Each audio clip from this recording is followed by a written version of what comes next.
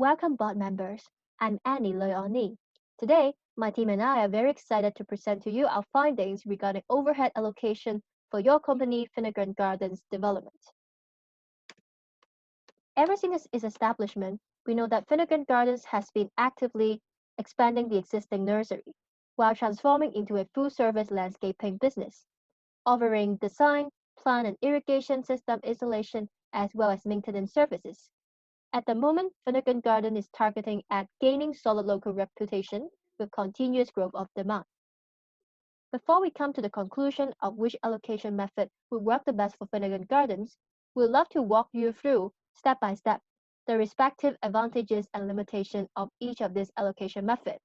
And let's start with allocation based on number of full-time equivalent employees, which I'll name as FTEs. As you can see, most of the figures of total revenue and direct costs actually comes from the original earnings statement by service line, which is Exhibit 2. Let's start with plants sort.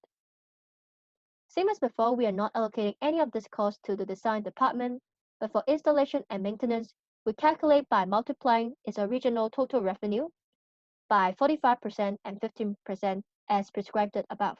And that's how we arrive at these two figures. Moving on to direct labor, the calculation method of design department and the remaining two departments are actually quite distinct. Speaking of design department, we know that it's mainly in charge by Mr. Finnegan as well as your other garden designer by devoting 80% of your time. That's why we multiply each of your annual salary by 0.8 and sum it up. And that's how we arrive at this number. As for installation and maintenance, we calculate by taking into account three figures. First of all, total working hours annually, hourly rate per employee, as well as the total number of employees. And that's how we get the remaining two numbers here. Last but not least, when calculating other materials or supplies, the calculation method is actually the same for the three departments. We multiply the above three total revenue figure by 3%, and that's how we arrive at the three numbers below. Moving on to overhead allocation, probably you already noticed that we have added a new column called General Supervision and Administration. And the figure actually comes from, once again, the original earnings statement by service line Exhibit 2, which is 29,400. As for the remaining 7 items, they are derived from Exhibit 1, the original statement of earnings. So let's start with General Supervision and Administration. Once again, based on actual usage, we are not allocating any of this cost to design. For installation and maintenance, we calculate by referring to FTEs. This time, we are not taking into account design 2.0. We sum up 7.2 and 4.6 as the denominator, while using their respective FTE as the numerator. We multiply the whole ratio by the total 29,400, and that's how we get the above numbers. And by calculation, we'll be able to notice more than half of the supervision and administration costs has been allocated to installation, by more than half. For the remaining numbers, the calculation method is actually pretty similar, except for this time, we'll also take into account the 2.0 FTEs of design when calculating the denominator. And that's how we get 0.15, 0.52, and 0.33 for the three service lines. We multiply each of the ratio to the total overhead cost on the leftmost column. And by plotting a graph, we'll be able to see installation accounts for the majority of the overhead, while design accounts for the least. But before we can come to a conclusion of which of these three service lines is the most profitable, we have to calculate both the net profit and profit percentage. Net profit is calculated by deducting the total expenses from the total revenue. And from that, installation seems to be the most profitable service lines.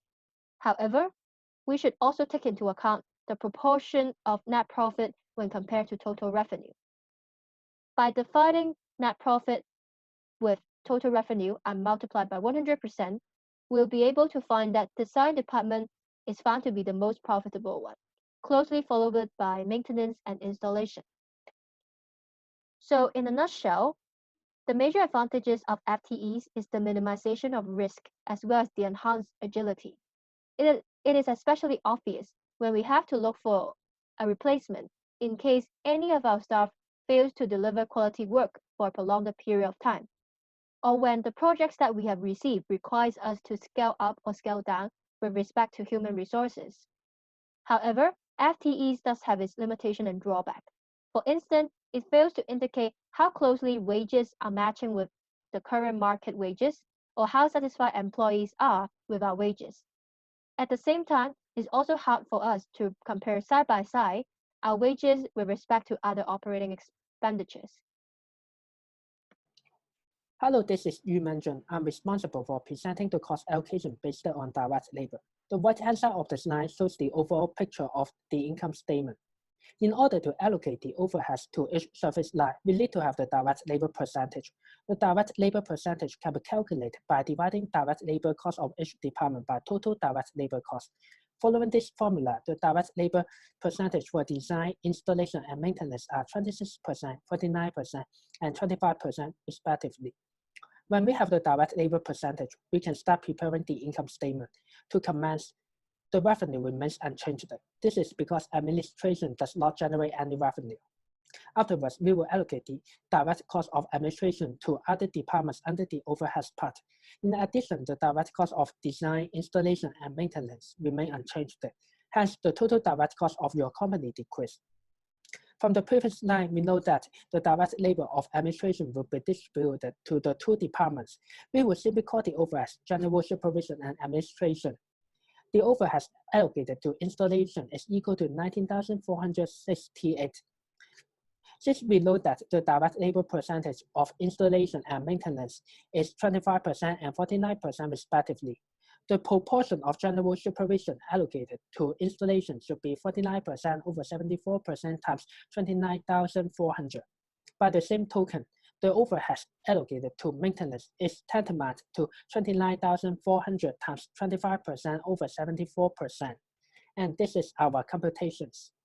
So we can simply allocate the other overheads by multiplying the total overheads of each item with the corresponding direct labor percentage of each service line. Take payroll and reception as an example. The total amount is equal to 49,000. The cost allocated to design service line should be 49,000 times 26%, which equals 12,740. Using this method, we can allocate all the overheads to the three service lines with ease. After the allocation of all the overheads, we can now compute the total expenses. The total expenses are the sum of direct costs and overheads. When it comes to the last part of the income statement, the pie chart in the right shows that maintenance service line shares more than half of the company's total net profit, and design contributes to the least proportion of total net profit. The profit margin of the three service lines are 3%, 10%, and 20% respectively. From the right bar chart, we see that maintenance has the highest profit margin, like the distribution of net profit. Design service line shares the lowest profit margin. The last part is about the analysis for using direct labor allocation. This allocation method is best when a business produces only one or two types of products. It is easy to use and allows businesses to see direct correlation in labor hours with goods manufactured. However, it has various limitations, since modern manufacturing usually have multiple products available within single product lines.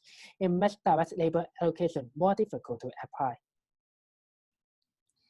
I'm Li Xiying, and I'll talk about the part of allocation based on direct labor plus direct materials. First, we need to calculate the percentages for allocation. For direct materials, both plants sold and other materials supplies are included as direct materials. So we sum up direct labor cost and direct material cost for each service line, and we have the total of 907,200 as direct labor and direct material cost for all service lines. Then we calculate the percentage by dividing direct labor and direct material cost of each service line by the total.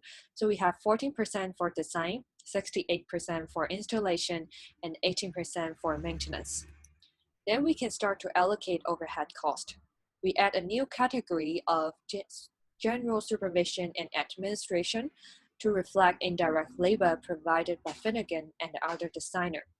There's no general supervision and administration cost for design, so the cost is allocated among installation and maintenance. The total cost is $29,400. We use 68% plus 18% as the denominator and 68% or 18% as the numerator to calculate a ratio, and then multiply the ratio by 29,400 to allocate the overhead cost.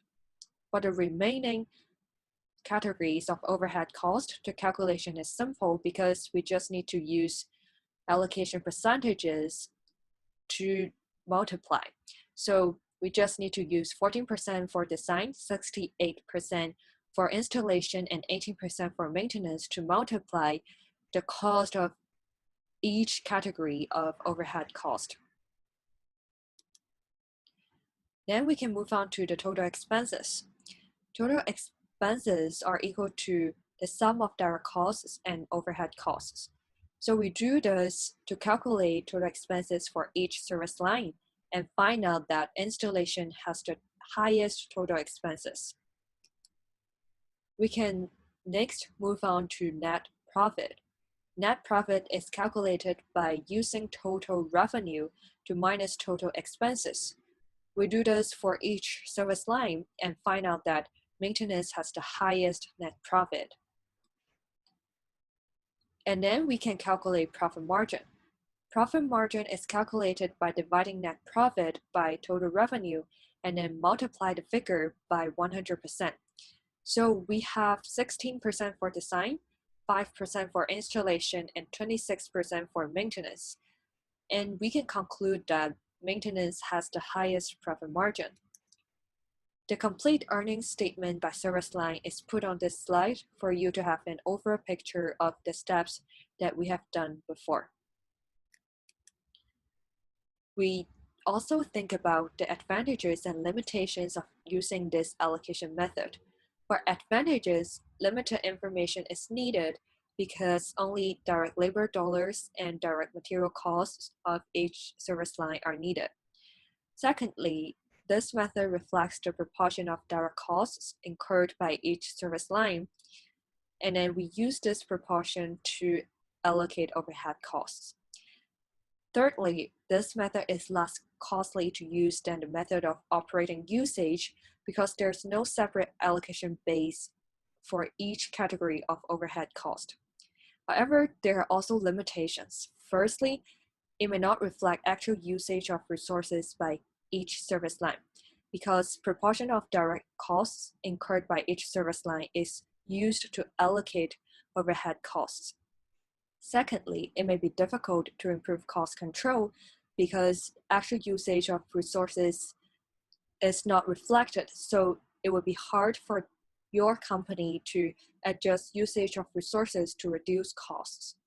Finally, it may not facilitate the making of good decisions because, for example, if a company wants to set up prices based on the total costs, it would be hard to do so because actual total overhead costs are not known.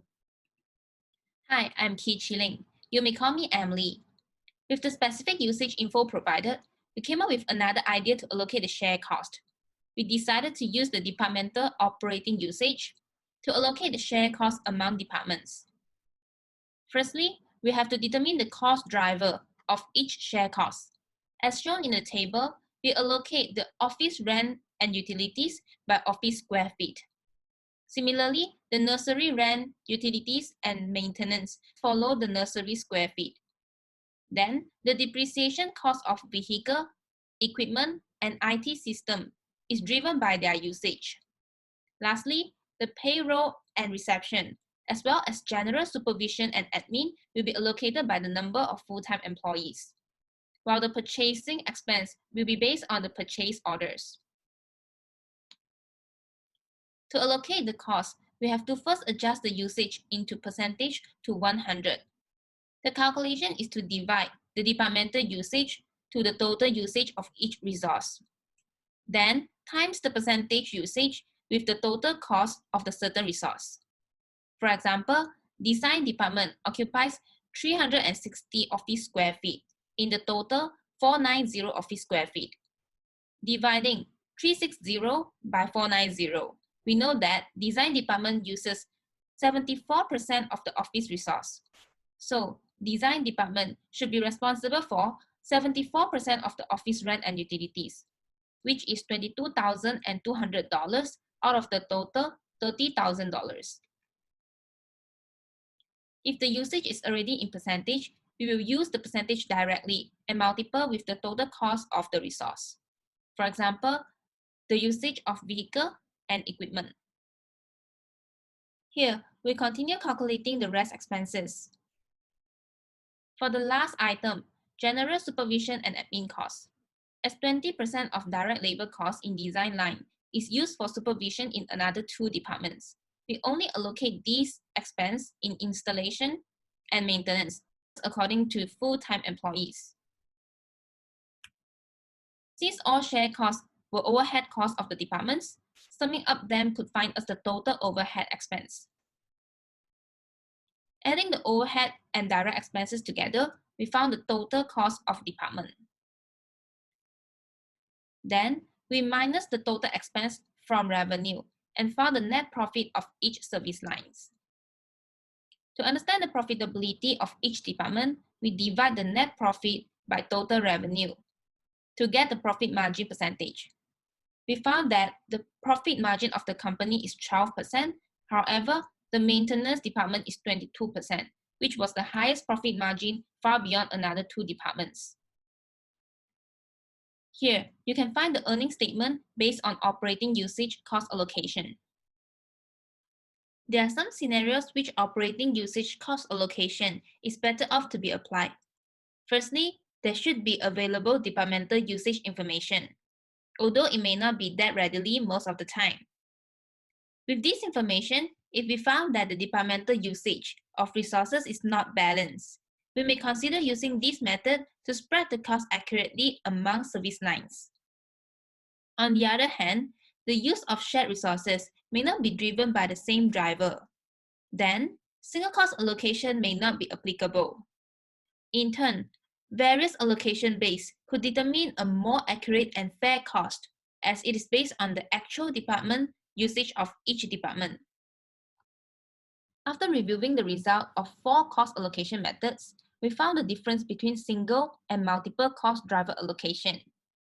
To collect information of departmental usage, the cost of operating usage allocation is higher than single cost allocation. Also, its accuracy and flexibility on evaluating the department's performance is higher. However, its efficiency and report understandability are of course lower than single cost allocation. Hence, there is no ultimate right or wrong in choosing either method. It all depends on the company's decision. Hi, this is Wu Yunying Jackie, and I'll now talk about the comparison of the 4 allocation methods. So overall speaking, it is obvious that the maintenance department is the most profitable department, except for the FTES, while the most profitable would be the design department, with only 1% of difference compared to the maintenance department. The least profitable department of FTEs would be the installation department. As for direct labor, the most profitable would still be the maintenance department, while the least profitable would be the design department with only 3%. As for direct labor and direct material, the least profitable would be the installation department with only 5%. As for the operating usage, the least profitable department would be the design department. It should also be noted that there are more than 10% of difference in the last 3 methods. Now my group mates would talk about which department is actually the most profitable. After the comparison of the profit margin under different allocation methods, we find that maintenance is the most profitable in almost all the time. For allocation based on direct labor plus direct materials, as well as operating usage, the profit margin of maintenance is obviously higher than the other service lines. The reasons for these results are very similar. Comparing with design, the revenue in excess is greater than the expenses in excess. In addition, maintenance uses fewer resources, resulting in lower direct costs and overheads. It is noteworthy to look at the full-time equivalent employees. The profit margin of design is 15%, while the profit margin for maintenance is 14%. The profitability of maintenance is barely lower than design. The reason is the excess in expenses is greater than the excess in revenue. Under this allocation method, maintenance still has higher profit margin than installation as it is efficient in resource utilization and has lower the total expenses. I'm Nam Hyo Young. Next, I would advise you on the effects of 10% expansion. For the impact of revenue, as each service line is expanded by 10%, the increase in revenue would be equal to the original revenues times 10%. Next, I would advise you on the effect of plant and salt costs. Plant and salt costs were 45% of installation revenues and 15% of maintenance revenue, as mentioned by my colleague Annie. For installation departments, the increase in plant and salt costs is the increase in revenues times 45%. For maintenance departments, the increase in plant and salt costs is the increase in revenue times 15%. For other materials and supplies costs, for all three departments, we just use the increase in revenue here to multiply it by 3% in order to get the increase in other materials and supplies costs. As for the impact on direct labor, after the expansion, we assume that the efficiency of the workers is the same, so we just use the original working hours per worker times 10% to get the additional working hours per worker. And we multiply the figures with hourly wage per worker, we would get the increase in direct labor costs per worker. We further multiply the figures with the number of workers, we will get the total increase in direct labor costs.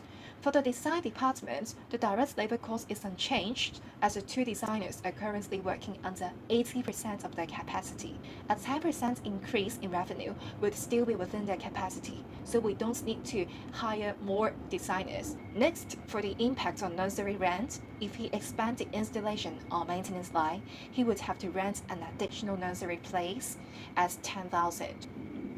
Based on a cause and effect relationship, nursery rent increases with the nursery square unit. For reason of simplicity, we allocate the 10,000 based on the original nursery square unit of each department. We just multiply 10,000 with the percentage of nursery square feet, and we would get the additional nursery rent to be allocated. For vehicle depreciation, if he expands each service line, he would need to purchase a new truck at 25,000. As it has a useful life of 5 years, the annual depreciation would be 5,000. Here, we multiply 5,000 with the vehicle usage, and we would get the vehicle depreciation to be allocated.